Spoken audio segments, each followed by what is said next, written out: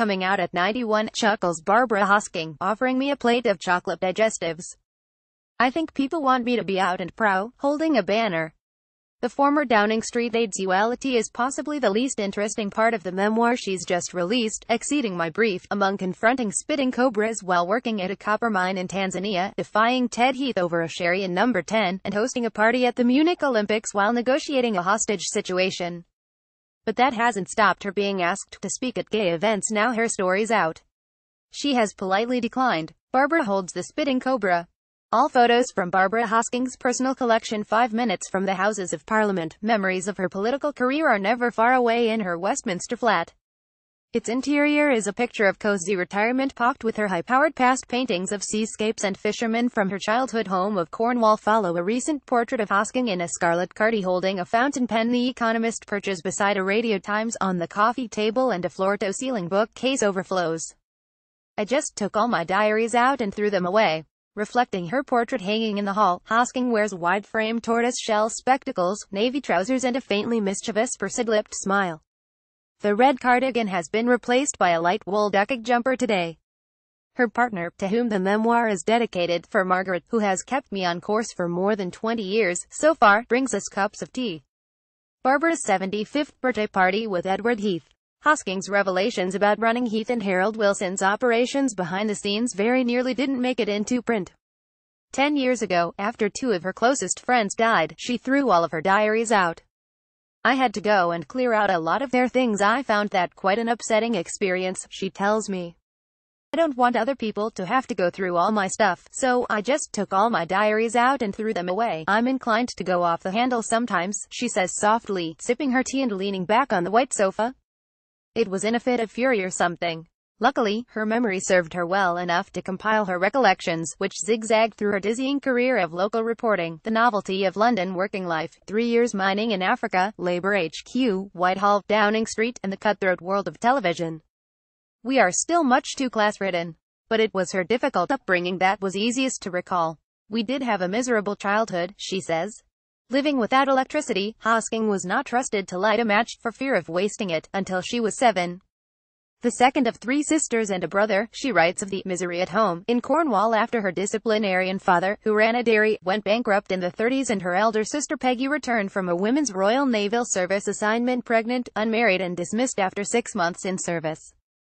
And then it was a catastrophe. Hosking says gravely.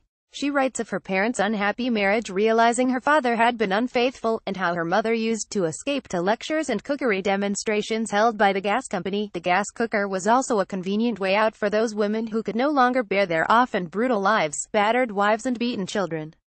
An early passport photo. This background makes her already remarkable career even more so. She speaks of the graduates and upper-class people she encountered and overtook throughout her years in politics and beyond. When a woman with an English degree from Edinburgh became her PA, she knew she'd made it, she grins. Over 70 years since she moved to London at the age of 21, she sees the same problems with social mobility. We are still much too class-ridden, she says. You can see it in every one of our establishments, our institutions. It's this feeling of entitlement. I'd been bullied by Bevan, I wasn't going to be deferential to anyone. Hosking's career gave her a keen sense of social injustice. You can tell a person's class or their background by their haircut, by their shoes. They don't have to open their mouths, she reflects. And it's a terrible thing, in that it's endemic in this country. She refers to her Cornish accent repeatedly in the book, from being teased for it as a scholarship girl at the local smart Methodist school she attended, to her delight at it being admired by the number 10 switchboard ladies. It's softer now, though you can still hear the rhotic West Country R.S. But even decades into her career, when she was Director of Information at the Independent Broadcasting Authority (IBA), she writes, tiresomely, I still found it difficult not to defer to an aristocratic voice. Hosking believes today that this was because her family deferred to the local squire, a lord who lived on St. Michael's Mount, during her childhood. In the bush by Lake Tanganyika. But she wasn't intimidated by people's backgrounds, which may be how she developed an extraordinary friendship with Heath, even as a civil servant who had worked her way up the ladder via Labour HQ. I'd been bullied by Bevan, I wasn't going to be deferential to anyone, which is why I got on with Ted Heath, she laughs. Yet working in a man's world still presented its challenges. Women and boys had to clock in and out of her first London job, at the Odeon's in-house magazine, whereas men were free to come and go as they pleased. When she was promoted above the system, she felt, I wasn't a senior woman, I was an honorary man.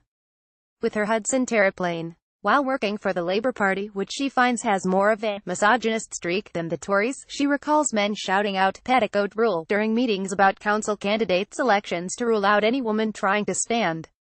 At the EBA, she discovered her male deputy was paid a higher salary, and was labelled suffragette when she brought it up. And she experienced an unwanted, very heavy pass in one workplace she won't name. She believed she worked in a climate of acceptance when it came to UAL misconduct. A lot of young people felt, or took it, as flattery. You were being flattered, she says. It's good that women are not now accepting abuse, though some of the terms are a bit difficult to understand. If somebody stroked my bottom as I was passing, I wouldn't call that abuse. A bit out of order, maybe. Is that abusive? I don't know. Barbara, with the head of advertising at the EBA. But Hosking is delighted by Britain's progress in women's rights. In my day, if a girl got into university it would be in the local papers, and the physical freedom contraception gives women today, boggling at the choices.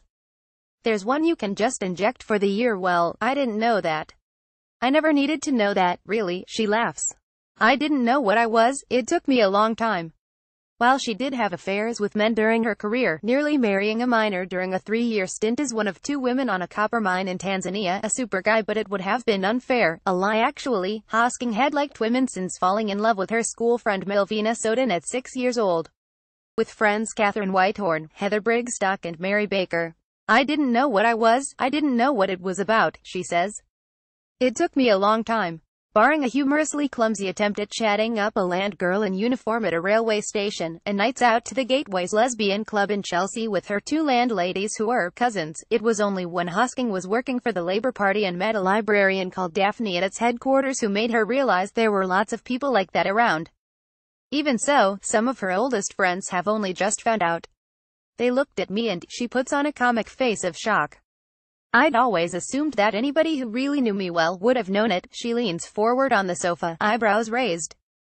I didn't talk about it, it was just an assumption, because, you know, what's it got to do with the price of fish? Exceeding My Brief Memoirs of a Disobedient Civil Servant by Barbara Hosking is out on the 21st of November, published by Biteback Publishing.